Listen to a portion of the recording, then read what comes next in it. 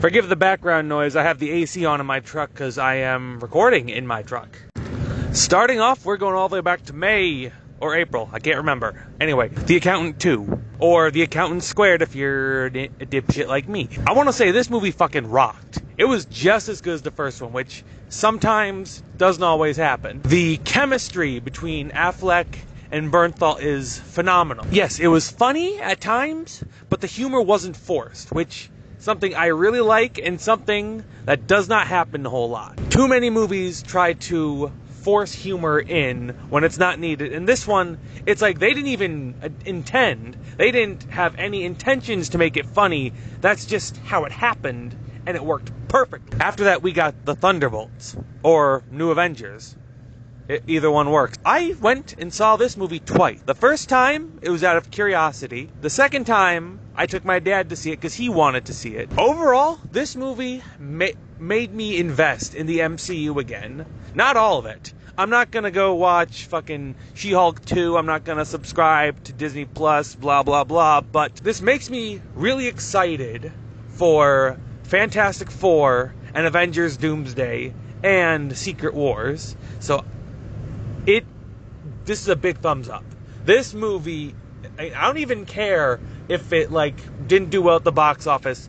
Those numbers mean jack shit. Okay? This movie, in my opinion, brought back something that was missing in the MCU. I can't exactly say what that is, but you can tell in recent movies there was something missing, and this movie brought it.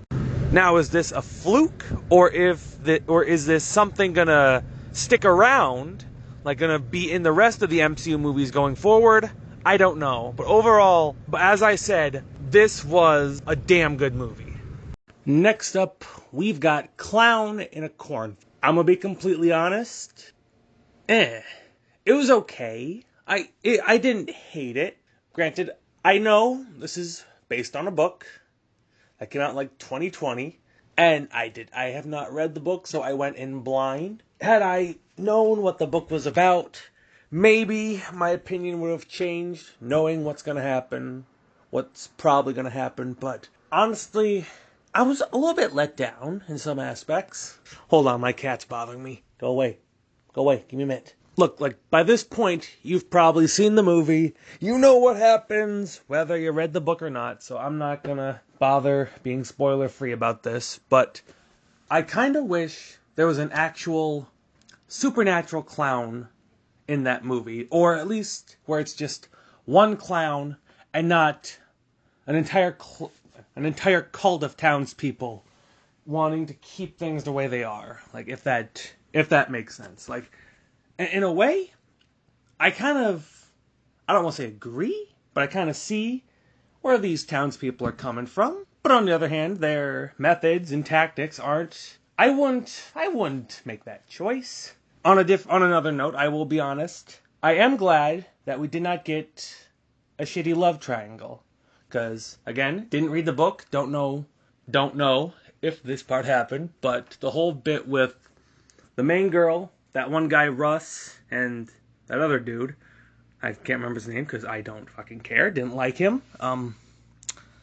Yeah, I'm glad there wasn't a love triangle between those three characters. Was not expecting those two dudes to be former ex-boyfriends or whatever. Not complaining, do you? But I would prefer that. I would. No. Let me rephrase. Let me rephrase that. Hold on. Don't cancel me yet. I would prefer the main girl not hooking up with either of the two boys, and those two boys being together over a love triangle, or her not ending up with Russ. Is it Russ or is it Rust?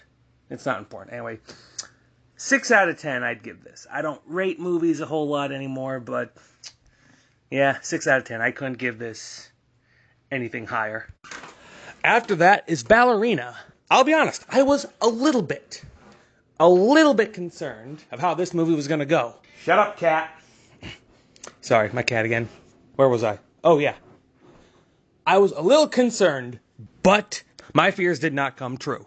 This movie was just as good as the first 4 John Wicks, and the power scaling on these new characters worked out perfectly, especially with John Wick. With John Wick, we see where she stands on the hierarchy, still way lower than John, but still on equal setting to some other characters, while showing she needed help. She could not do this alone in some areas, and some cases she got lucky. And that is something I like. They made her human. I'm rambling, but I think you get the point.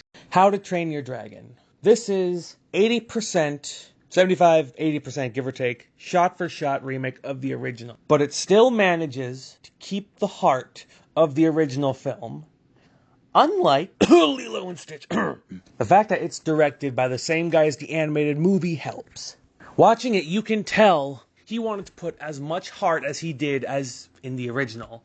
And he didn't want this to be another pointless live-action cash grab. And and there are some interviews where he flat out said he did this, so in case he ruins it, it's him who ruined it, and not some other dipshit. Which I really think it shows how much he cares about his franchise, what he created.